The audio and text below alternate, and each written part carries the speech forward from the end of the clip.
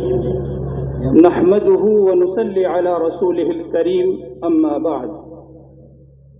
Report بموقع Imarat Shariah conference منعقدہ 8 نومبر 2024 بمقام جامعہ معدن العلوم جھمراوٹ 9 میوات ہریانہ. محترم حضرات، متحدہ ہندوستان میں 1857 کے انقلاب کے بعد جب حکومت، قانون، تعلیم، معیشت وغیرہ پر برطانوی قبضہ اور تسلط ہو گیا تو 1866 میں برطانوی حکومت نے مسلمان قاضیوں کی تقرری کو موقوف کر دیا. 1864 سے پہلے پورے ملک ہندوستان میں تمام علاقوں میں مسلمان قاضی ہوا کرتے تھے. شریعت مطہرہ کے بہت سے ایسے احکام ہیں جو قاضی کے فیصلے کے بغیر فیصل ہوتے ہی نہیں ہیں، ان کا فیصلے کا اختیار ان کے علاوہ کسی کو نہیں ہے. تو برطانوی حکومت نے قاضیوں کی تقرری کو روک دیا اور قاضی صرف نکاح پڑھانے کے لیے رہ گئے. آج پورے ملک میں جب قاضی کا لفظ بولا جاتا ہے تو ہر مسلمان سمجھتا ہے کہ وہ نکاح پڑھانے والا کو بلا کے لاؤ، حالانکہ یہ قاضی کا کام نہیں تھا صرف نکاح پڑھا دینا. قاضی کا مقام اسلامی مملکت میں ایسا ہوتا ہے جیسے آج جج کا ہوتا ہے. وہ پورے اسلام کے نظام کی سب سے مضبوط کڑی اور جان ہوتی ہے. جیسے آج عدالتیں ہیں، ملک کا پردھان منتری بھی عدالتوں کے تابع ہے. تو اسلام میں جو قاضی ہوا کرتے تھے، ایک زمانے میں ہارون رشید رحمہ اللہ کا دور ہے، ان کے زمانے کے سب سے بڑے چیف جسٹس حضرت امام ابو یوسف رحمہ اللہ، اگر وہ ہارون رشید کے خلاف بھی فیصلہ کریں گے تو فیصلہ مانا جائے گا، حالانکہ وہ خلیفہ وقت ہیں، لیکن قاضی کا مقام فیصلے کے اعتبار سے ان سے بھی بڑا ہے. لیکن قاضیوں کی یہ بدحالی برطانیہ حکومت نے کی. اس کے بعد 1917 عیسوی میں فخر الاسلام حضرت مولانا حافظ محمد احمد صاحب محتمم خامس دارالعلوم دیوبند نے مختلف مسالک کے تقریباً 1000 سے زائد علماء کے تائیدی دستخطوں کے ساتھ علماء دیوبند کی جانب سے 10 تجاویز وزیر ہند کے توسط سے وائسرائے ہند کو پیش کی تھی. ان تجاویز میں تجویز نمبر 3 کا خلاصہ یہ تھا کہ تمام معاملات فیما بین اہل الاسلام بموجب قانون شرع محمدی قاضی و مفتیوں کی عدالت ہائے اسلامی سے طے ہونے چاہیے، لیکن یہ کوشش کامیاب نہ ہو سکی. 1919 میں پھر دوبارہ فقیہ النفس حضرت مولانا خلیل احمد صاحب سہارنپوری نور اللہ مرقدہ نے دوبارہ تقرر قضات کی تحریک کی. حضرت نے بھی کوشش کی کہ قاضی بنائے جائیں، لیکن اس کی کوئی صورت نہ ہو سکی.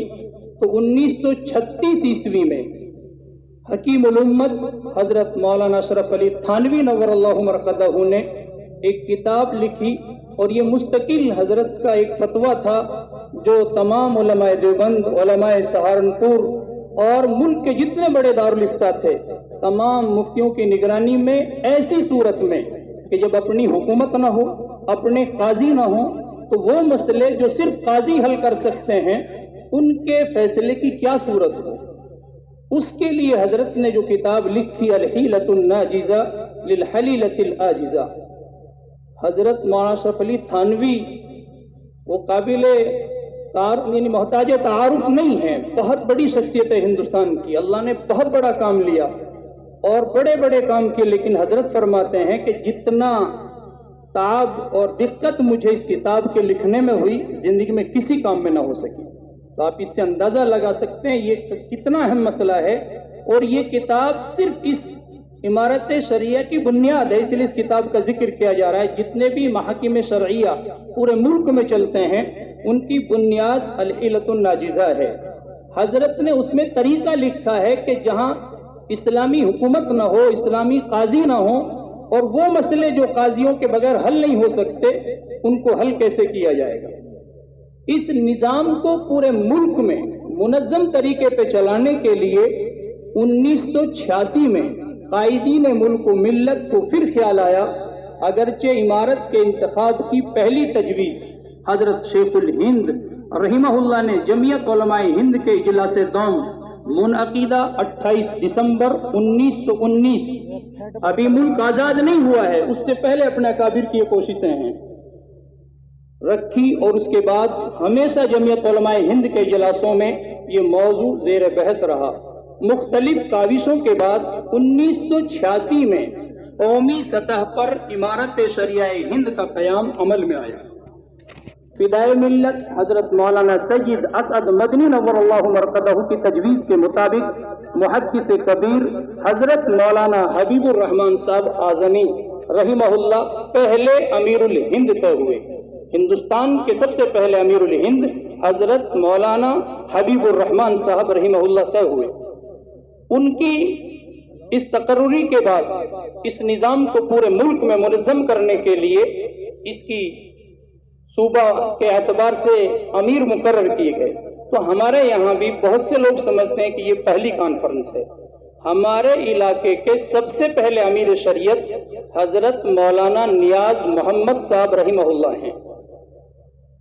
20 جمادی الاولیٰ 1408 ہجری مطابق 11 جنوری 1988 بروز دوشنبہ امارت شریعہ ہند کا اجلاس مدرسہ قاسم العلوم نیازیہ نوح میں منعقد ہوا۔ اسی اجلاس میں حضرت فدائے ملت سید اسعد مدنی رحمہ اللہ نے حضرت کو میوات نہیں، ہریانہ، ہماچل، پنجاب اور چندی گڑھ کا پہلا امیر شریعت طے فرمایا، اور حضرت اپنی پوری حیات میں اس منصب پر فائز رہے اور بہت سارے فیصلے ان کی نگرانی میں کیے گئے۔ تو یہ نیا کام نہیں ہے، 1988 میں پہلے امیر شریعت علاقہ میوات میں طے ہو چکے ہیں، اور حضرت جب تک بقید حیات رہے سینکڑوں مسئلے ان کے یہاں فیصلے کیے گئے۔ یہ الگ بات ہے کہ اس کا جیسا تعارف اور شیوع ہونا چاہیے تھا وہ نہ ہو سکا۔ حضرت کی وفات کے بعد دوسرے امیر شریعت حضرت مولانا صدیق صاحب کٹاوڑی رحمہ اللہ مقرر ہوئے، اور حضرت بھی اپنی آخری سانس تک امیر شریعت رہے اور بے پناہ مسائل اللہ نے ان کے ذریعے حل کرائے۔ تیسرے امیر شریعت، ان سب کی تعریف بھی ہے لیکن بات لمبی ہو جائے گی اور ہمارے اکابر تشریف فرما ہے، اس لیے میں مختصر کر رہا ہوں۔ تیسرے امیر شریعت حضرت مولانا اسحاق صاحب نور اللہ مرقدہ 2008 میں حضرت امیر شریعت طے کیے۔ ادھر پورے ہندوستان کے اس وقت امیر شریعت تھے حضرت مولانا مرغوب الرحمن صاحب رحمہ اللہ۔ حضرت مولانا اسحاق صاحب نور اللہ مرقدہ کی عمارت میں اس شعبے کو جتنا منظم کیا گیا ہے اس سے پہلے کبھی اتنا منظم نہیں ہو سکا، لیکن تقریباً 6 سال تک ہم نے بھی محسوس کیا کہ ہماری عوام اس شعبے سے متعارف نہیں ہے، ان کو پتہ نہیں ہے کہ عمارت شریعہ ہے کیا۔ اس لیے اس کا پہلا اجلاس حضرت مولانا شیر محمد صاحب امینی دامت برکاتہم العالیہ ان کے قائم کردہ مدرسہ ابی بن کعب رضی اللہ تعالیٰ عنہ میں قائم کیا گیا، اور اس کے بعد علاقے میں جو یہ پیغام گیا اور لوگوں نے اس کو سمجھا، اتنی درخواستیں موصول ہوئی کہ جو پچھلے 6 سالوں میں ہوئی تھی 1 مہینے میں اتنی درخواستیں آئی ہمارے پاس۔ اب آپ سمجھیے کہ یہ عمارت شریعہ کا جو پلیٹ فارم ہے اس کے ساتھ مختلف شعبے کام کرتے ہیں۔ ان میں ایک شعبہ ہے محکمہ شرعیہ۔ محکمہ شرعیہ میں جو بنیادی مسئلے ہیں، مثال کے طور پر آج ایسے بہت سخت حالات ہیں، ایک گھر میں 2 بہنیں ہیں، ایسے واقعات آپ نے سنے بھی ہوں گے اور سامنے آتے ہیں، کسی وجہ سے ایک بہن کے ساتھ حادثہ ہو گیا، وہ بیچاری مر گئی یا مار دی گئی، تو ایسی جگہ پر سب جگہ مقدمے قائم ہوتے ہیں۔ اب جو دوسری بہن ہے اس کا مسئلہ الجھا ہوا ہے، اب نہ تو اسے وہ اس کا شوہر لے جاتا ہے کہ اس کے باپ نے میرے خلاف مقدمہ کر دیا، اور نہ اس کو الگ کرتا ہے کیونکہ وہ کہتا ہے کہ اس کے ماں باپ نے ہمارے خلاف مقدمہ کر رکھا ہے، ہم کیسے اس کو آزاد کریں۔ ایسی کتنی بیٹیاں ہیں کہ کوئی بیچاری 10 سال سے، کوئی 15 سال سے گھر پر بیٹھی ہے، اب اس کا فیصلہ برادری بھی نہیں کر سکتی، برادری سمجھاتی ہے لیکن سامنے والا اڑ گیا کہ میں طلاق نہیں دیتا، اب بتائیے آپ کیا کریں اس کے لیے۔ اب ایک مسئلہ ہے کہ آپ دنیاوی عدالتوں میں چلے جائیں اور وہاں سے فسخ کا دعویٰ دائر کریں کہ ہماری بیٹی کا وہاں سے پیچھا چھوڑا دیا جائے، عدالت وہاں سے طلاق کا فیصلہ کر دے، تو شرعاً یہ نکاح فسخ نہیں ہوگا، یہ عورت دوسرے شوہر کے لیے ابھی حلال نہیں ہوگی، اس کے لیے قاضی کا فیصلہ شرط ہے، لیکن ملک میں قاضی نہیں ہے۔ اس مسئلے کے حل کے لیے اپنے اکابر نے محکمہ شریعہ قائم کیا، ایسی بیٹیوں کی درخواست آئی ہمارے پاس، ہم نے تحقیق کی، اور اللہ کا فضل یہ ہے کہ ہم نے ان کو سمجھایا فسخ کی نوبت بہت کم آتی ہے کہ ٹھیک ہے تمہارا معاملہ ہو گیا، پہلی بیچاری چلی گئی، اس دوسری کا قصور بتاؤ۔ تم کئی بار ایسا ہوتا ہے کہ لڑکا تو دوسری شادی کر چکا لیکن یہ لڑکی بیچاری پھنسی ہوئی ہے، اس کے لیے کوئی حل نہیں ہے۔ تو اللہ کا فضل ہے ایسے بیسیوں مسئلے حل ہوئے کہ ایسی بیٹیوں کو طلاق دلائی گئی، اگر وہ نہیں مانے اس کا شریعت میں حق ہے، محکمہ شریعہ کو اس نکاح کو فسخ کرے گی اور وہ عزت کے ساتھ کہیں اپنا دوسرا نکاح کر سکتی ہے۔ اسی طرح بعض بچے بالکل نوجوانی میں، آج اللہ رحم فرمائے، ایسی بھی نوبتیں پیش آتی ہیں کہ بچی صرف شادی میں گئی ہے، پتہ چلا وہ کسی مقدمے میں پکڑا گیا اور 20 سال کی اس کو سزا ہو گئی۔ اب جوان بیٹی ہے، شوہر جیل میں ہے، پیچھے سے نہ اس کے نفقے کا کوئی انتظام ہے، اب وہ کہاں رہے تو کہاں رہے، وہ جیل میں ہے، اس سے بات کرتے ہیں تو وہ طلاق کے لیے تیار نہیں ہے، کہتا ٹھیک ہے میں جب چھوٹ آؤں گا جب دیکھوں گا۔ اب 20 سال یہ بیٹی کہاں بیٹھی رہے گی، کیا کرے گی بیچاری؟ ایسے معاملات آئے مجلس میں اور اللہ کے کرم ان کا حل ہوا۔ بعض کو کوئی عارضہ پیش آ جاتا، ابھی ایک معاملہ آیا، حیرت ہوتی ہے، پچھلے 4 سال سے وہ لڑکی صرف شادی میں گئی ہے بیچاری، شادی کے بعد شوہر کا ایکسیڈنٹ ہو گیا اور وہ بیچارہ کومے میں ہے، اس کو مجلس میں لایا گیا۔ بھی ہماری اس جمعرات سے گزشتہ جمعرات کو مجلس کی تھی جس میں ہم یہ مسئلے سنتے ہیں اور فیصلہ کرتے ہیں سارے ساتھی، تو وہاں پر اس لڑکے کی حالت دیکھی، اس کا باپ بھی تھا، ہم نے کہا تم بتاؤ یہ بچی اس کے ساتھ کیسے رہے؟ تو اس نے کہا جی مجھے بھی سمجھ میں آتا ہے کہ یہ لڑکی میرے بیٹا اس کا حق ادا نہیں کر سکتا، تو میں کہ اللہ کے بندے پھر آپ اس کا مسئلہ حل کیجئے۔ تو وہ کہتا ہے کہ جی ان کے میرے ذمے 7 لاکھ روپے ہیں۔ 7 لاکھ کس چیز کے ہیں؟ اب اس نے کبھی اپنے سمدھی کو کاروبار کے لیے دیے ہیں، اب یہ سمدھیوں کی لڑائی ہے اور بیچاری لڑکی کا سارا نقصان ہو رہا ہے، جس کی 4 سال گزر چکی ہیں اور ابھی کچھ پتہ نہیں وہ کب معاملہ حل کریں گے۔ تو یہ ایسے معاملات ہیں اگر محکمہ شرعیہ نہ ہو تو ان مسائل کا کوئی حل نہیں ہے۔ یہ اتنی اہم ذمہ داری ہے، یہ علماء اللہ تعالیٰ ان کی زندگیوں میں برکت نصیب فرمائے، ابھی تک ہماری عوام صحیح مقام نہیں سمجھ سکی ہے۔ اگر یہ ہمارے بیچ نہ ہو تو کتنے ایسے مسئلے کہ جن کو ہم حل نہیں کر سکتے۔ اور یہ سارا کا سارا کام دیکھیے اللہ کا فضل، پچھلے 2008 سے ہر مہینے کی اسلامی مہینہ جو ہوتا ہے اس کی آخری جمعرات کو مجلس ہوتی ہے، اور ہر مجلس میں تقریباً 30 40 50 معاملے ہوتے ہیں، 5 6 گھنٹے مسلسل بحثیں ہوتی ہیں، اور وہاں اس وقت 32 مفتیان کرام اور علماء اپنے میوات کے تمام علاقے سے وہ سب بیٹھتے ہیں۔ یہ تمام علماء کرام بیچارے اپنے کرائے سے اور اپنے فکر سے وہاں تشریف لاتے ہیں، 50 100 کلومیٹر دور سے، اور وہ سارے معاملات سنتے ہیں، اور اس پر کوئی ان کا معاوضہ نہیں ہے، ان کو کہیں سے کوئی بدلہ نہیں ملتا، یہ سارا کام صرف اللہ کے لیے کرتے ہیں۔ بعض ہمارے ساتھی سوچتے ہیں کہ بھائی ہم جماعت میں جاتے ہیں اپنی جان اپنا مال لے کر، اللہ کا فضل ہے علماء ایسے بہت سارے کام کرتے ہیں۔ آپ کتنے مفتیان کرام ملیں گے آپ کو علاقے میں، ایک بھی مفتی آپ سے فتویٰ دینے کا کوئی پیسہ نہیں مانگتا، وہ سب اللہ کے لیے کر رہے ہیں۔ تو بہت بڑا کام اللہ تعالیٰ یہ محکمہ شریعہ کے تحت کرا رہے ہیں۔ ایسی سینکڑوں مثالیں۔ ایک آخری بات، بعض جگہ ایسا ہوا کہ یہ ان کو پتہ نہیں چلا کہ ایسا کوئی شعبہ ہے، ایسا کوئی حل ہے، بعض لڑکیاں مجبور ہو کر تنگ آ کر انہوں نے یوں ہی کسی کا ہاتھ تھام لیا۔ ظاہر سی بات ہے جب پہلے سے اس کی طلاق نہیں ہوئی تو دوسرے سے نکاح نہیں ہو سکتا۔ ایسے معاملے آپ کے کہیں ارد گرد ہوں گے آپ کے علم میں۔ ایک معاملہ تو ابھی ہمارے پاس 2 دن پہلے ہی درخواست آئی، اور ان بیچاروں کو احساس کیسے ہوا آج وہ بتا رہے تھے، رو بھی رہے تھے، ان کی آنکھوں میں آنسو تھے کہ جی ہمارے 5 بچے ہو چکے اسی ناجائز حالت میں۔ مگر تم نے بھائی کوئی کوشش نہیں کی؟ کہ جی بہت کوشش کی، اس نے دوسری شادی کر لی، اس کے بھی 5-6 بچے ہیں، لیکن وہ کہتا میں طلاق نہیں دوں گا، اس نے بہت ستایا تھا۔ اس تو ہے کہ کہیں لڑکیوں سے غلطیاں ہو جاتی ہیں، اور ہم جن معاملات کی تحقیق کرتے ہیں تو اکثر قصور ہمارے ہاں بیٹیوں کی طرف سے پایا جاتا ہے. ایک حقیقت آپ اللہ کے لیے اس کو تسلیم کریں. ہمارے یہاں جو جہیز کی رسم بد ہے اس میں مانگا زیور چڑھا دیا, قرضہ لے لیا, بیٹی شادی کے بعد آئے گی تو اس قرضے کی ادائیگی کے لیے زیور بیچا جائے گا یا مانگا ہوا زیور لوٹایا جائے گا. اب شوہر جس کا نکاح ہو چکا ہے, رخصتی ہو چکی ہے, ظاہر سی بات ہے اس کا حق ہے, وہ کیسے بیچارہ صبر کرے گا؟ وہ لینے آتا ہے. اب بھیجنے نہ بھیجنے کی وجہ تو ہے زیور. اب وہ تو کہتے نہیں تیری ماں نے یہ کہا تھا, تیرے باپ نے یہ کہا تھا. یہ دوسری غلطی ہے. اللہ کے بندوں, کم سے کم خدا کے لیے رحم کرو. تم یہی کہہ دو کہ بیٹے ہمارے ساتھ یہ ہو گیا کہ لڑکی کے پاس زیور پورا نہیں ہے, یہ مصیبت آ گئی, تو وہ لڑکا اپنا معاملہ نبھا لے گا. لیکن اس غلطی کو چھپانے کے لیے اس کے ماں باپ پر ناجائز الزام لگتے ہیں, اس لڑکی کو بھیجا نہیں جاتا ہے, دوریاں بڑھتی چلی جاتی ہیں اور مقدمات ہو جاتے ہیں. یا اس بات پر لڑائی لڑ رہے ہیں, لڑکی بلا مرضی کے شوہر سے بغیر پوچھے چلی گئی کسی بات پر, اب وہ باپ کے گھر ہے, اب اس پر لڑائی لڑی جا رہی ہے. شوہر کہہ رہا ہے کہ خود آ جا, تو خود گئی تھی, میں لینے نہیں آؤں گا. ادھر سے بیوی کہتی ہے کہ تو لے کے جا, میں نہیں آؤں گی.